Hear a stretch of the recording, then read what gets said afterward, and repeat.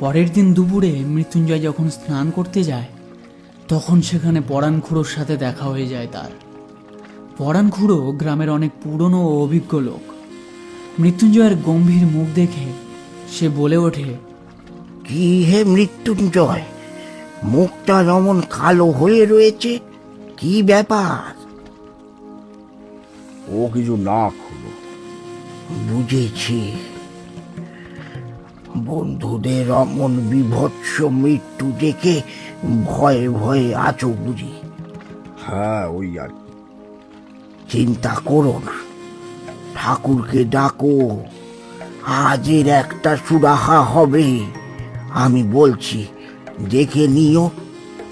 মাথার উপরে ভগবান আছেন, তিনি নিশ্চয়ই এর একটা সুরাহা করবেন।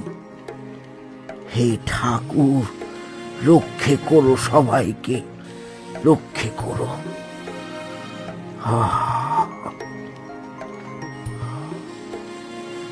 মৃত্যুঞ্জয় খুড়োর কথা শুনে একটু হলেও আশ্বস্ত হয়।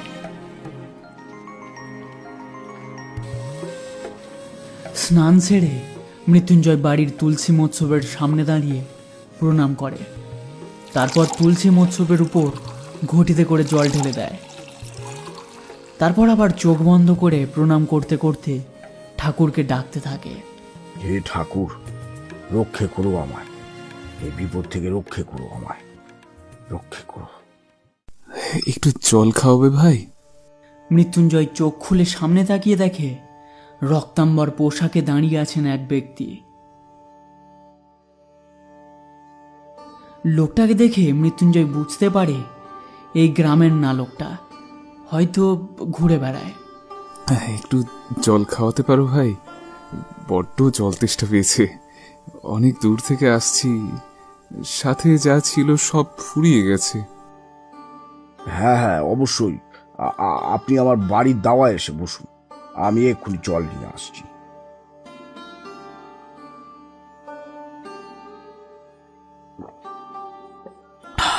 জল খাওয়া শেষ করে আগন্তুক লোকটা মৃত্যুঞ্জয়ের দিকে এক দৃষ্টিতে কিছুক্ষণ তাকিয়ে থেকে বলে ওঠে, খুব জল পিপাসা পেয়েছিল। এই কঠিন যাত্রায় যদি আপনার বাড়িতে না আসতাম, হয়তো রোদের তাপেই রাস্তাতে মাথা ঘুরে পড়ে থাকতাম। আপনার এক ঘটি জল যেন আমার সমস্ত ক্লান্তি দূর করে দিল। ধন্যবাদ ভাই। ধন্যবাদ বলবেন না, এই দুপুরে আপনি আমার অতিথি হয়ে এসেছেন, সেটাই আমার জন্য বড় সৌভাগ্য। ঘর যাই হোক না, মনটা খোলা আছে। এই সামান্য জল দিয়ে যদি আপনার পথের ক্লান্তি একটু মোছা যায়। আপনার মতো মানুষ থাকে বলেই পৃথিবীটা এখনো সুন্দর আছে। কিন্তু ভাই, আপনার মুখে যে ফাটার টান দেখতে পাচ্ছি, অমন দুশ্চিন্তার ছাপ কেন? কিছু হয়েছে নাকি? কি আর বলবো মশাই, বড় দুশ্চিন্তাতে ভুগছি। আমার দুটো বন্ধুর অপঘাতে মৃত্যু হলো।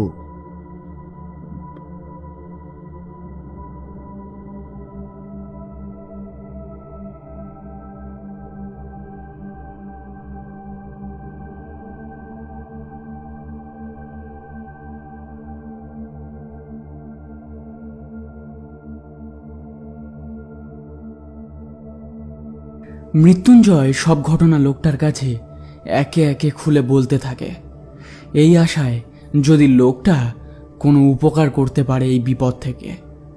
লোকটাকে দেখে কোনো তান্ত্রিক গোছের কিছু মনে হয়েছিল মৃত্যুঞ্জয়ের, তাই সব খুলে বলতে থাকে লোকটার কাছে। আজ বোধহয় আমার পালা, আমি আজ ঘনার শিকার হব। নিজে থেকে চেয়েও কিছু করতে পারছি না, তাই এত দুশ্চিন্তা। বুঝেছি। আমি আজ আপনার বাড়িতে থাকলে আপনার কোনো অসুবিধা হবে না তো? এ কি বলছেন মশাই, আপনি আমার অতিথি। আমার পরম সৌভাগ্য আপনার মতো গুণী লোক আমার বাড়িতে থাকবেন বলছেন। অবশ্যই অবশ্যই থাকবেন। না না, আমি অত গুণী কেউ না, ওই সামান্য কিছু জানি। তা দিয়ে যদি আপনার উপকার করতে পারি তাহলে আমার বিদ্যেরই সম্মান বাড়বে। আচ্ছা, যে পুরো মন্দিরটার কথা বললেন সেটা কোন দিকে বলে দিন তো। আমি একবার গিয়ে দেখে আসতে চাই। আচ্ছা, আপনি সামনের পথ ধরে গেলেই দূর থেকে মন্দিরটা দেখতে পাবেন। ঠিক আছে, আপনি বরং আজ সন্ধে অবধি বাড়িতেই থাকুন, কোথাও যেতে হবে না আপনাকে। আমি মন্দিরটা ভালো করে দেখে আপনার কাছে আবারও আসব। যদি কিছু বুঝতে পারি তো সুবিধা হবে, আর যদি আমার আসতে দেরি হয় তখনও আপনি আজ বাড়ির বাইরে বেরোবেন না, বুঝলেন? আচ্ছা, বুঝেছি বুঝেছি। তাহলে আমি এখন চলি, বুঝলে?